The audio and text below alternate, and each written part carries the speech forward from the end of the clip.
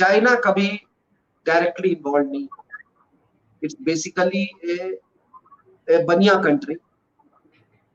वो अपना commercial interest देखते हुए वो कदम कदम उठाएगा, और जो भी काम उसको इंटरेस्ट करवाना होता है ये पाकिस्तानी जिहादियों से वो अपना काम करवाए।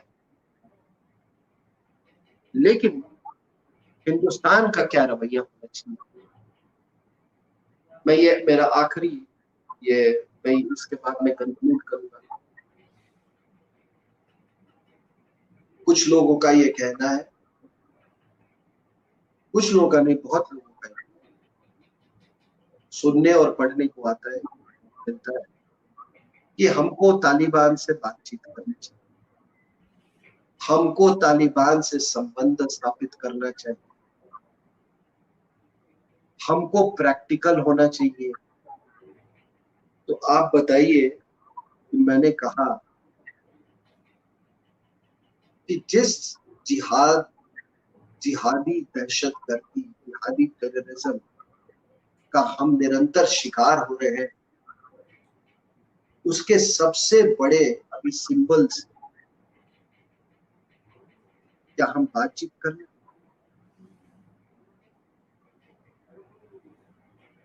फिर हमारा जो डी रेडिकलाइजेशन की जो हम बातें करते हैं उसका क्या होगा?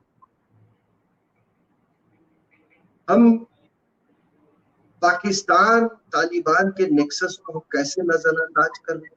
ये सब सोचने वाली बातें। हम पाकिस्तान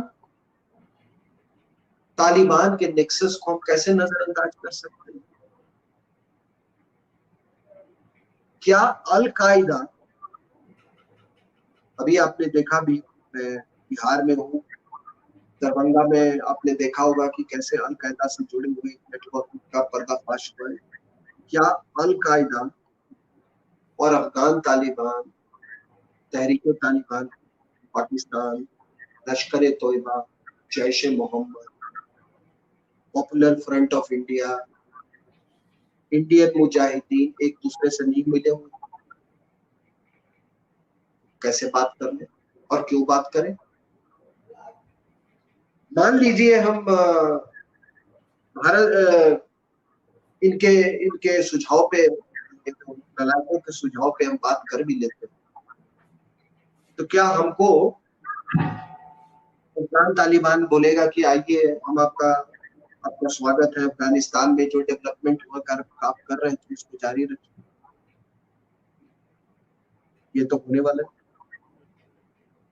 क्या हम अगर तालिबान से बात कर लें तो वो कहेंगे कि भाई आप आइए, हम देखिए, अभी आपको हमसे आप ट्रेड कीजिए और हम आपको अब हमारे जो पेट्रेंस है पाकिस्तान में उनसे आपको हम वो ट्रेड कॉरिडोर हम आपको मुहैया करवा दें? क्या ये संभव है? और ये हमारी जो पूरी जो डी रेडिकलाइजेशन के अभियान है, पता नहीं है भी कि नहीं है, जो चाइनीज कर रहे हैं वो तो इनको बड़ा अच्छा लग रहा है पाकिस्तानियों, और हर देश को अपना अपना अपने तरीके से ये करना चाहिए। मैं ये नहीं कहता हूँ कि आप उसी तरीके से चाइनीज तरीके से एजुकेशन वो सेंटर्स खोल दो, ये कर दे, लेकिन अगर आपको कोई विचारधारा आपकी दुश्मन बन जाती है, और मैं हमेशा कहता हूं कि पूरी थर्ड फ्रंट की जो लड़ाई है वो विचारधारा की लड़ाई। आपने जो कश्मीर में इतने जाने गंवाई, आप किससे लड़ रहे थे? आप पाकिस्तान से नहीं लड़ रहे थे, आप जिहादी विचारधारा से लड़ रहे थे, और वो लड़ाई जारी है क्योंकि वो विचारधारा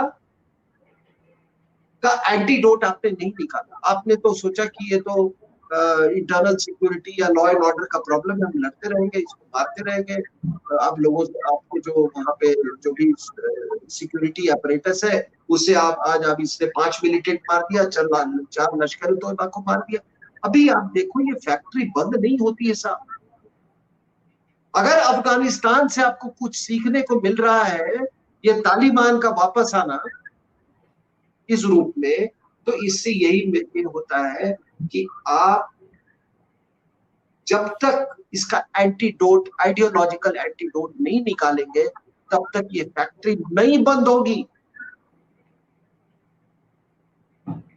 ये बात लोगों को समझ में आ जानी चाहिए। और मैं फिर यही बात कहता हूं कि जो मैं तो ये थर्ड फ्रंट की बात कर रहा हूं, आपके हमारे जो भारतीय जो सिक्योरिटी अपरेटस है, जो एलओसी पे है, वो या आईबी में है पाकिस्तान, वो एलओसी पर वो पाकिस्तान मिलिट्री से लड़ रही है, वो जिहादी आइडियोलॉजी से लड़ रही है। जो आपने गलवान में देखा और लाइन ऑफ एक्चुअल कंट्रोल पर जो भी हो रहा है, वो आप तिब्बत से आपका कोई झगड़ा नहीं है, आपका कम्युनिस्ट आइडियोलॉजी से झगड़ा है। लोगों को ये मालूम होनी चाहिए कि आखिर इतना वक्त क्यों लिया था चाइना ने। वो तो शुरुआत के ही दिनों में वो आप पर हमला कर देता।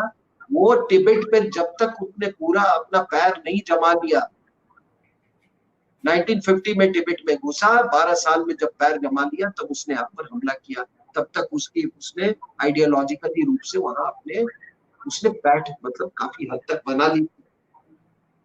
तो ये आइडियोलॉजी की लड़ाई। और ये जो अफगानिस्तान में ये भी इससे एक और सीख लेनी चाहिए हम लोगों को, कि जो हम कहते हैं कि इतने जहाज, इतने ड्रोन, इतने यूएवी, इतने ये इतने ट्रिलियन डॉलर, 2400 लोग मारे गए, mother of all bombs, we will bomb you to stone age, etcetera etcetera etcetera. क्या हुआ? आज आप रातों रात बागाराम बेस को आप छोड़ के जा रहे हैं, with all that wherewithal. ये पूरी साजो सामान, दिस टेक्नोलॉजी, दैट टेक्नोलॉजी, क्या हो रहा है साहब? आपने कहा कि हम इन भेड़ियों से निजात दिलाएंगे आपको, ये तालिबान वाले भेड़ियों से, और फिर आपने रास्ता उनको दे दिया। ये सबसे बड़ी ये, इसीलिए मैं हमेशा कहता हूं कि युद्ध, चाहे वो किसी प्रकार का युद्ध हो, हाइब्रिड वॉर हो, ये हो, लो इंटेंसिटी कॉन्फ्लिक्ट हो, प्रॉक्सी वॉर हो, साजो सामान, युद्ध सामग्री बहुत महत्वपूर्ण है, लेकिन उससे ज्यादा कहीं है आइडियोलॉजी पे, विचारों पर विजय पाना। और ये आप देख लीजिए, इतने ट्रिलियन डॉलर इतने खर्च करने के बाद आज जिहादी तो कह रहे हैं कि फिर से उनकी वही भाषा वापस आ गई है, और इसका असर पड़ेगा, आप पर भी असर पड़ेगा, आप देखिएगा। मैं तो मेरी मेरी मेरी तो ये मेरा ये विश है, मेरी मनोकामना है कि ये आपस में ही लड़के मरते रहे, और किसी तरह की वहां पे स्थिरता ना हो। मैं तो यही विश कर सकता हूँ नेशनल इंटरेस्ट। नहीं तो अगर स्टेबलाइज किया तो समझिए साहब कि गजवाए हिंद का एक नया दौर शुरू हो जाएगा। मैं अपनी बात यही पे कह के खत्म करता हूँ। मुझे आशा है कि मैं संक्षिप्त तरीके से और सरल तरीके से आपको अपनी बातें प्रस्तुत करने में मैं कामयाब हुआ। सुनने के लिए बहुत बहुत सिंह साहब, आपने इतना कॉम्प्लेक्स इशू है ये, और उसमें बहुत बारीकियों में आप गए, और खासतौर से तालिबान के फैक्शंस की बात, इस्लाम की आइडियोलॉजी की बात, फिर तजाकिस की बात, फिर वहाँ जो दूसरे उगेर की बात, फिर आपने यहाँ हिंदुस्तान से भी उसको जोड़ा, और आपने कहा कि तालिबान से बात करने की बात बहुत सारे लोग पैरोकारी कर रहे हैं। हिंदुस्तान में वही लोग हैं जो कश्मीर में गिलानी से बात करने के लिए कहते हैं, JKLF से बात करने के लिए कहते हैं, हुर्रियत से बात करने के लिए कहते हैं, टुकड़े टुकड़े गैंग से बात करने के लिए कहते हैं। तो ये जो हिंदुस्तान में भी एक पूरी लॉबी है। और दूसरी बात जो मतलब उसको लाइटर नोट पे कहता हूँ, क्योंकि आपने इतना सिंपली से एक्सप्लेन भी कर दिया है, तो मुझे लगता है कि हज़रत इस्माइल ने जो कुर्बानी बकरा ईद पे होने वाली थी, इस देश के, दुनिया के सारे मक्कार मुसलमानों ने आज तक इस्लाम के लिए एक कुर्बानी नहीं दी। एक मुसलमान ने अपनी कुर्बानी नहीं दी कि हमें इस्लाम बचाना है। अगर इस्लाम को बचाने के लिए सबसे ज्यादा कुर्बानी किसी ने दी है तो वो बकरों ने दी है।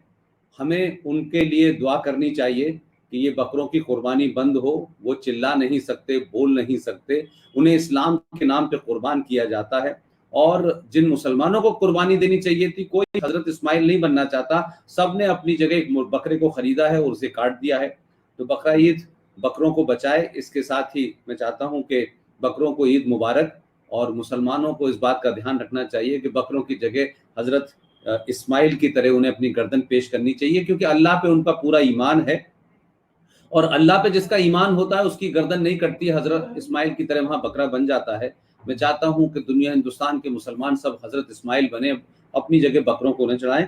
और ये जो पूरा कॉम्प्लेक्स है, मैं समझता हूं कि इसमें हर दिन एक न एक नई सिचुएशन बाहर आ रही है, नया तरीका हो रहा है, नए नए फैक्ट्स में बाहर आ रहे हैं। तो ये मैं मानता हूं कि आज आपने पिछले कई दिनों का जो भी कुछ हुआ है अफगानिस्तान में, तालिबान, पाकिस्तान में जो कुछ हो रहा है, यूएस की जो फौजें लौट रही हैं, उसको उस पर्सपेक्टिव में रखा है, भारत की चिंताओं को भी और भारत को क्या करना है। लेकिन सिंह साहब, मुझे लगता है कि ये बड़ा ऑनगोइंग टॉपिक है, इसमें हर दिन एक नई चीजें इमर्ज हो रही है, नई सिचुएशन हो रही है।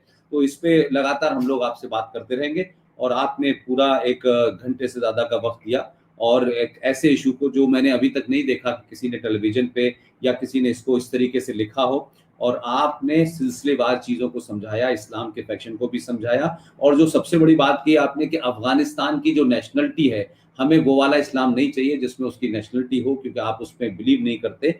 और आप जो एमिरेट वाला जो इस्लाम है, जिसमें शरिया है और तमाम दूसरे बेहुदा कानून हैं, आप उसकी तरफ बढ़ रहे हैं। लिहाजा सबसे ज्यादा बड़ा इसमें लूजर मुझे लगता है कि पाकिस्तान, जो पिछले कई समय से इधर भी था और इधर भी था, कभी इसको पकड़ के देता था अमेरिका को, फिर पैसे लेता था, इस वक्त पाकिस्तान के सामने है कि वो क्या करेगा और क्या उसकी स्थिति होगी। लेकिन हमें खुशी होनी चाहिए कि ये क्राइसिस ऐसे वक्त हुआ है कि जब भारत में एक डिसाइसिव सरकार है, और उस सरकार के गृह मंत्री ने कम से कम हमें ये तो बताया था कि अफगानिस्तान और भारत का भी बॉर्डर है। नहीं तो हमारे यहाँ कभी ये चर्चा ही नहीं हुई कि हमारा अफगानिस्तान से बॉर्डर भी है।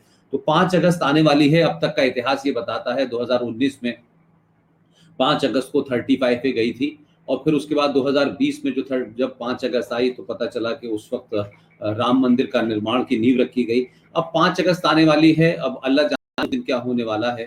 तो 5 अगस्त तक हमें जो है हाथ क्रॉस करके रखना चाहिए कि जो आप कह रहे हैं, शायद ये जो पाकिस्तान ऑक्युपाइड कश्मीर है, जिसकी तरफ आपने इशारा किया कि हम लेंगे और हम उसकी तैयारी में हैं, नहीं जानता कि क्या हो इन सब चीजों के बीच में। ये भी एक संभावना है कि पाकिस्तान ऑक्युपाइड कश्मीर पे सरकार का जो रुख पार्लियामेंट में था, जो 24 फरवरी को नरसिम्हा राव ने भी सम्मति से प्रस्ताव पारित किया था कि पीओके जो है वो हमें वापस लेना है, हो सकता है सरकार इस तरफ कोई अपनी तैयारी कर रही हो। आप आए और इतने विस्तार से एक इशू को आपने समझाया, इसके लिए बहुत बहुत धन्यवाद। Thank you very much sir.